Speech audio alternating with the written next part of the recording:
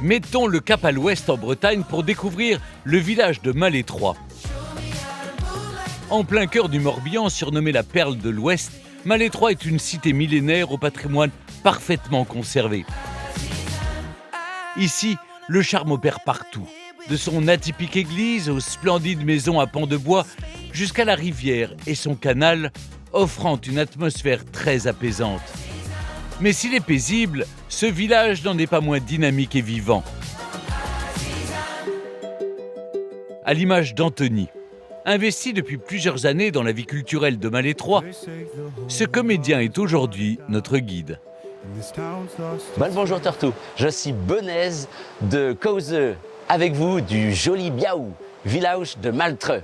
Et en galop, je viens de vous dire que je suis très heureux de vous accueillir pour visiter Malétroit. Allez, c'est parti, on y va! Une balade qui débute par l'incontournable île Notre-Dame où l'attend Jean-Pierre. Salut Jean-Pierre! Comment tu vas? Super, et toi? En tant qu'ancien architecte du patrimoine, Malétroit n'a plus de secret pour lui. Alors tu me donnes rendez-vous sur une île? Ouais, parce que le cœur de la cité est ici. Il faut avoir en tête que Malétroit est né du franchissement de la rivière. Donc De Loust. Et Malétroit, ça veut dire le passage, Maltruc. Mais pourquoi on s'est installé là et qu'est-ce qu'on y faisait?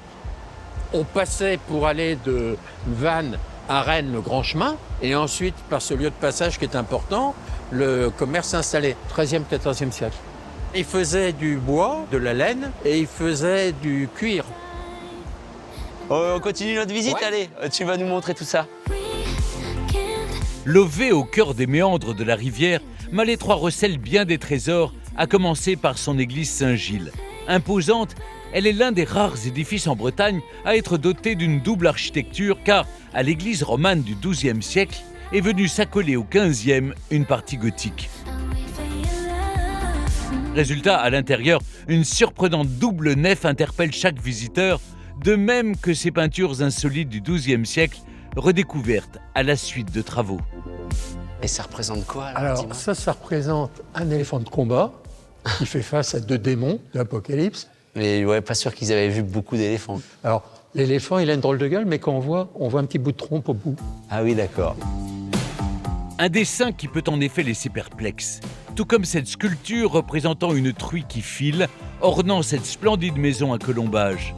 Très nombreuses, ces maisons à pans de bois font aussi la beauté de ce village breton, labellisé Petite Cité de Caractère. Alors, on est où ici? C'est la rue des Anglais, qui est une des plus anciennes rues de Malétroit. Et ces maisons-là, c'était des échoppes de marchands, donc elles sont restées dans leur état avec les banquettes où on vendait les produits. Elles sont toutes pimpantes parce qu'elles viennent d'être faites selon les techniques traditionnelles, c'est du vrai pan de bois. Pour les couleurs, on a le droit de faire ça. Alors, ici. alors ça fait énormément jaser. C'est les gens qui les ont choisis. Moi j'aime beaucoup, je trouve que c'est très gai. Un patrimoine riche qui à Malétroit côtoie une nature omniprésente. Offrant une véritable bouffée d'oxygène, le canal de Nantes à Brest est l'autre atout du village dont on peut profiter à pied, à vélo ou bien sur l'eau. Bonjour capitaine.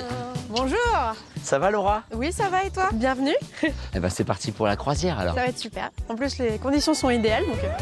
Une balade à bord de cette péniche hollandaise centenaire qui commence par la traversée de ce qu'on appelle ici les Champs-Élysées de Malétroit, une ligne droite arborée de 3 km.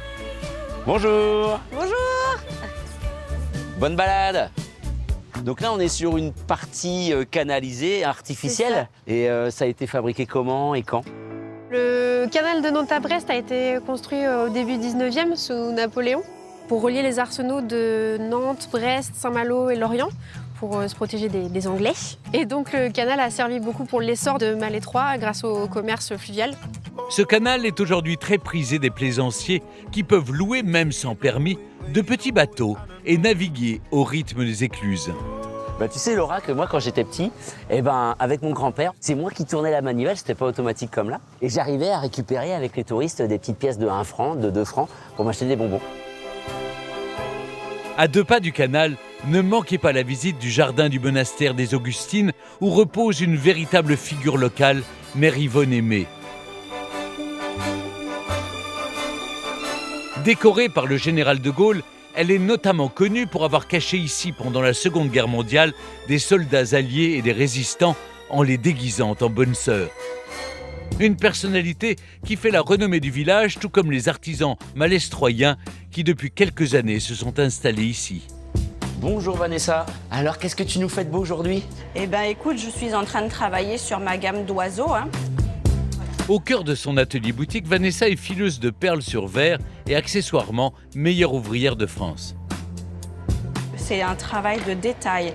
Et donc tu vois, tout est fait à la main par ajout de matière chaude au fur et à mesure. Je suis, on va dire, à peu près à 1000 degrés là. Et ensuite, je peux chauffer, lisser, aplatir, étirer, vriller pour faire mes décorations et mes différents motifs. Et ces lunettes là de roqueuse? C'est des lunettes au didymium. Ça permet en fait de me protéger les yeux de l'éblouissement de la flamme et surtout de conserver les couleurs. C'est magnifique. Et dis-moi, qu'est-ce qui t'a amené à Malétroit? J'ai de la famille déjà et j'avais envie de changer de l'Auvergne. Et on est bien en Bretagne. Les gens sont souriants, il y a une culture qui est très ouverte. Je me plais bien ici. Une culture bretonne fêtée comme il se doit sur la place du Bouffet, où se mêlent musique, danse et spécialités locales pour le plus grand plaisir des habitants. Il y a bien sûr des gâteaux bretons, il y a des queen amandes, mais il y a aussi le bagad et le sac celtique de Malétroit. C'est aussi une représentation de la culture bretonne qui est encore très très vive ici à Malétroit. Eh bien venez, venez, venez, ici on s'amuse beaucoup. De passage à Malétroit, admirez ces maisons à pans de bois, baladez-vous sur le canal de Nantes à Brest et faites un détour par les ateliers boutiques des artisans.